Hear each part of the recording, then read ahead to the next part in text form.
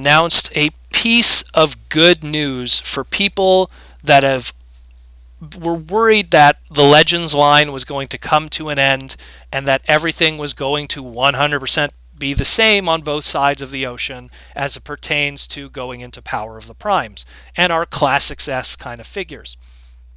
They announced through their Hyper Hobby magazine that the Legends line would be continuing, and that it would be continuing via the Takara-Tomy Mall store, which is their online store. Now, we're already familiar with the Takara-Tomy Mall store and exclusive repaints in that we got Transformers Legends, Great Shot, and Grand Maximus through there, which actually are still planned to release in March of this year. So already we had special releases, special repaint, special releases of pre-existing, Generations-esque toys through that website. But these things were only bought online at a more higher premium price because it's an exclusive online.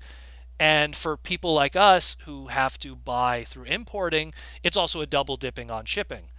Obviously, someone in Japan would have to order it, and then it has to be shipped to the distributor, whether it be Big Bad Toy Store, TF Source, or whatever.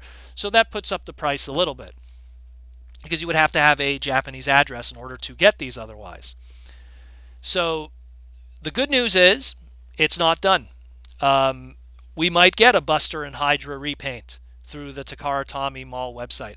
If anything, everything so far from Generations that have come through this website has been stuff throwing back to Master Force through Victory. So if you're expecting to get your Master Force and Victory repaints out of your Power of the Prime toys, they're probably going to be coming through this source. That being said, it's probably going to be expensive, though. Yeah, for sure. It's not something that if you're hesitating on buying, let's say, Dreadwing right now or something, and going, oh, I'm going to wait until Legends do it. That's not to say that they might do it at all. They might not do it at all. And if they do it, instead of spending whatever you were going to spend retail for a deluxe Dreadwing, now you're going to be paying the equivalency of maybe a leader class. It might be a $60 deluxe, assuming they do something like that.